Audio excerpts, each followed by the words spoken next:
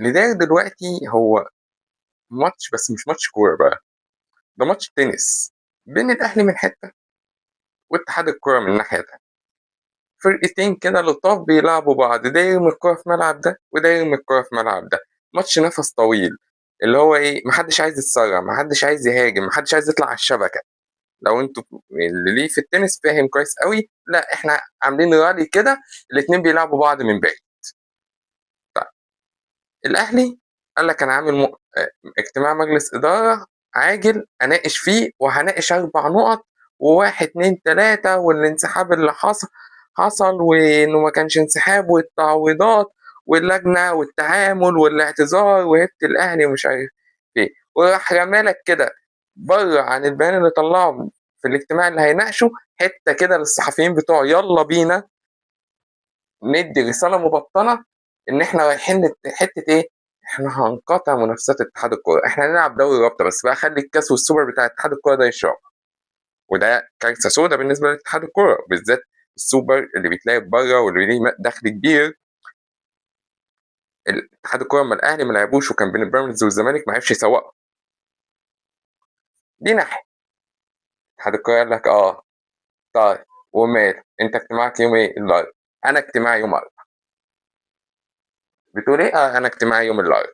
هتعمل ايه يا عم يوم الاربعاء؟ لا عادي، احنا عندنا اجتماع يوم الاربع نناقش في تقرير الحكم بتاع ماتش سموحه. وبعدين ايه ده؟ مش سيد عبد الحفيظ طلع شتم الحكم؟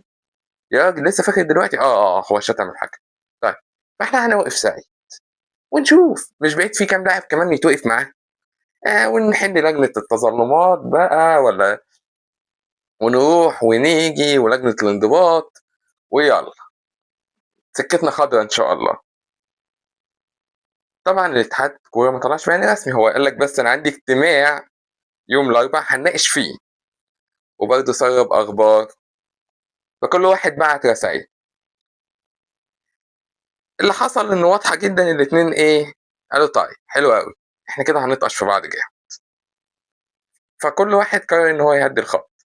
اول واحد خاف الصراحه كان اتحاد الكوره، قال لك لا لا لا، انا هستنى اشوف الاهلي هيعمل ايه. قال لك معلش، المسؤول الاعلامي بتاعي جات له وعكه صحيه، فاحنا هنأجل الاجتماع. وبعدين مين قال لكم ان ده اجتماع عشان الاهلي؟ احنا مش جايين نعمل ده خالص، ده كان اجتماع احنا عاملين حسابه من اسبوعين، وده ميعاد، واحنا هنأجله الجمعه، ولو الناس مش فاضيه الجمعه فاحنا هنأجله لاجل غير مسمى. هو بيقول للاهلي ايه؟ لو انت هديت الريتم انا مش هعمل حاجه اصلا.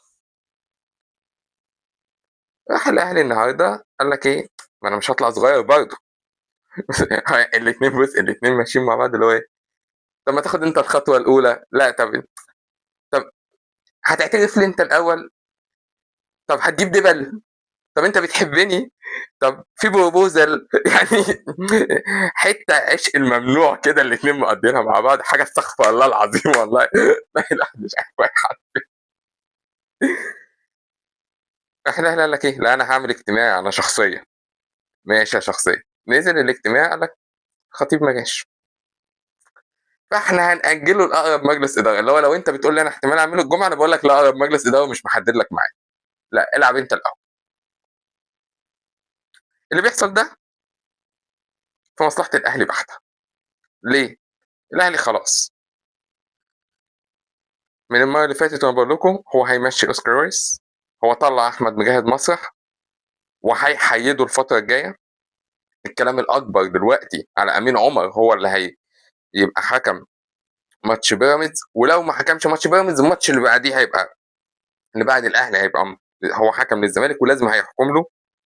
خلى العين كلها على التحكيم، فالدنيا رايحه في سكه لطيفه قوي ان الاهلي عمل مطالبه. وبعد ما يشوف الدنيا ماشيه على ايه ونتائج ماتشاته ماشيه على ايه، هيبدا يصعد تاني ضد اتحاد الكوره. بس هو مش هيعمل حاجه تاني دلوقتي، هو خلاص خد الشو بتاعه، هدى فريقه وشال الضغط من على فريقه وعمل اللي هو عايزه، وده كان نجاح بصراحه.